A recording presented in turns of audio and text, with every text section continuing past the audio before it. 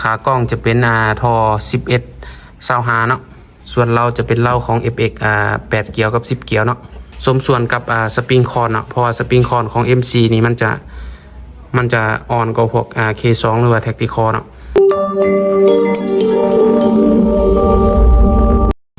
สบายดีเนาะสบายดีไอ้น้องไซลาเฮาเนาะเมื่อนี้หันเฮาได้เครื่องเข้ามาใหม่เนาะตัวนี้จะเป็น MC ของงานไซงอนเนาะ MC ของงานไซงอนเวอร์ชัน2022เนาะแต่ผลิต2026นี่เนาะเครื่องเข้ามาใหม่ตัวนี้วาล์วก็จะเป็นวาล์วZ1000เนาะ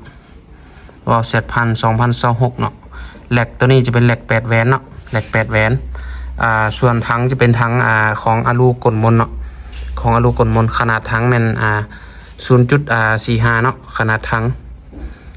บรรจุลมได้แม่น 4,000-6,000 พีได้เนาะแต่เฮาใส่กับบ่ฮอดพุ่นเนาะเวลาเฮาเติมเครื่องแม่นประมาณ3,000 พีได้เก็บเสียงตัวนี้จะเป็นยี่ห้อของเกมเต็กเนาะเกมเต็กกล้วยรุ่นนี้จะเป็นกล้วยรอเนาะเก็บเสียงถือว่าตัวนี้มันอยู่ลาวเขาใส่หลายเนาะเก็บเสียงรุ่นนี้เกมเต็กราคาบ่สูงเนาะขอบลำตัวนี้จะเป็นขอบลำ28มิลเนาะขอบลำ28มิลส่วนกิบมือตัวนี้จะเป็นกิบมือยางเนาะจับใส่ตัวนี้พอดีเหมาะมือเลยเนาะจับใส่ส่วนกล่องมาแถมมากับสุด MC รุ่นนี้จะเป็นกล่องยี่ห้อของมาร์กเนาะกล่องยี่ห้อของมาร์กระยะซูมแมน4-16เนาะซูมได้4-56เท่าเนาะนาเล่นแมน44คือกันกับกล่องดีดโคลลี่เนาะตัวนี้ขากล้องจะเป็นทอ1125เนาะMC ตัวนี้หลายคนมือใหม่นะจะบ่ฮู้เนาะตัวนี้มันสามารถพับพายได้เนาะตัวนี้จะเป็นปุ่มกดพับพายแล้วมันจะมี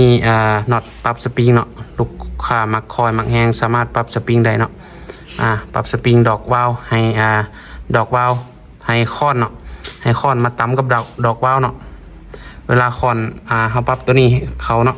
สปริงจะหัดเขาเนาะเวลาสปริงเตะมันจะมาตั้มดอกวาล์วให้แห้งเนาะให้แห้งลมก็จะออกไหลเนาะ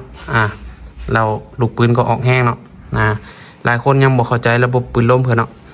เฮาปรับลมคอยยิงบ่ไกลเนาะประหยัดลมถ้าเฮาปรับลมแห้งก็ยิงไกลความแม่นยำก็กินไกลกว่าเนาะแต่ลมก็จะเปลืองเนาะ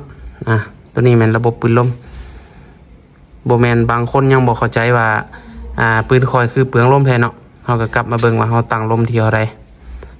แล้วก็ขนาดถังเนี่ยก็มีส่วนเนาะขนาดถังสปริงคอนก็มีส่วนคือกันเนาะบางคนสปริงคอนเตะแห้งลมก็จะออกลายเนาะงามๆเนาะตัวนี้เนาะ MC ตัวนี้ใส่กับกล่องยี่ห้อมาร์กกล่องมันสามารถปรับข้างนอกได้เนาะเอามือใส่แล้วก็ปรับแบบนี้หันใส่ดึงออกมาเนาะดึงออกมาแล้วก็บิดเนาะ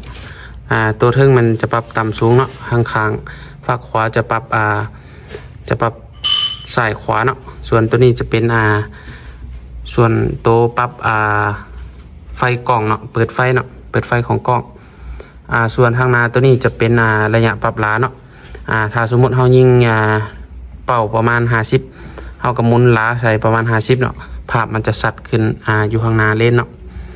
ส่วนฟ้าจะเป็นฟ้ากล้องแบบกระดกเนาะตัวนี้ฟ้าแบบกระดกคือสมมติอัดแบบนี้เนาะเวลาเปิดจะเป็นกระดกขึ้นแบบนี้ตัวนี้เขาจะเอิ้นฟ้ากล้องกระดกเนาะฟ้ากล้องกระดกตัวนี้เป็นสุดของ MC เนาะเฉพาะสุดธรรมดาราคาบ่สูงเนาะตัวนี้เนาะราคาบ่สูงลูกค้าจับจองได้หรือว่ามือใหม่เนาะมือใหม่แนะนำให้ลินตัวนี้เลยเนาะเพราะว่าเครื่องมันบ่ได้ซับซ้อนเนาะเฉพาะ MC วาล์วจะเป็นวาล์วของวาล์วแยกข้างนอกเนาะแหลกก็เป็นแหลก8แหวนวาล์วแยกข้างนอกส่วนหลายมันจะบ่มีปัญหาเนาะหรือว่าลูกค้าหลายคนยังเข้าใจว่าบางคนว่าวาล์วZ1000สามารถใส่ได้แต่ K2 เนาะ MC ก็ใส่ได้เนาะแต่เฮาต้องมาแต่งสปริงของดอกวาล์วนี่เนาะให้มันอ่อนลงเนาะให้มันอ่อนลงให้มันสมส่วนกับสปริงคอนเนาะเพราะว่าสปริงคอนของ MC นี่มันจะ มันจะอ่อนกว่าพวกK2 หรือว่า Tactical เนาะเราต้องปรับสปริงดอกว่าวให้มันสมส่วนกับตัวสปริงคอนี้เนาะเวลาซับดอกว่าวมันค่อยแตกเนาะซับดอกว่าวมันค่อยแตกบางคนเอาไปตีลมบ่แตกยิงบ่แม่นเนาะตัวนี้เป็นเครื่องโรงงานเนาะรับประกันให้เนาะรับประกันให้เครื่องใหม่ๆซื้อเครื่องหันเนาะรับประกันใน6 เดือนเนาะรับประกันรับประกันเรื่องลมเนาะบ่มีปัญหาเฮาซ่อมเฮาแปลงให้หรือว่าเฮาต่างแข้งเฮาก็จะอัดคลิปให้เนาะสำหรับคลิปนี้ก็สิประมาณนี้เนาะรีวิวเครื่องของ MC งานใช้งอนเนาะเวอร์ชัน2022แต่ผลิต2026เนาะเพราะว่า MC นี่มันจะเขาผลิตเริ่มแม่น2022เนาะตัวนี้แม่นสุดของลูกค้าที่จองไว้แล้วเฮามารีวิวพอคร่าวๆเนาะตัวนี้จะใส่เหล้าของ FX โดยเฉพาะเนาะเพิ่นจะยิงสติ๊กเกอร์FX แอกันมาเลยเนาะส่วนเราจะเป็นเหล้าของ FX 8 เกียวกับ10 เกียวเนาะลูกค้าสนใจเครื่องอะไรสามารถทักเบอร์เฮาได้เนาะเฮาจะมีเครื่องอะไรครบสุดพร้อมแปลงเนาะเฉพาะงานเวียดงานไทยเฮาก็มีบางส่วนเนาะโอเคลูกค้าสนใจเครื่องสามารถทักเบอร์หน้าโปรไฟล์เนาะ98464155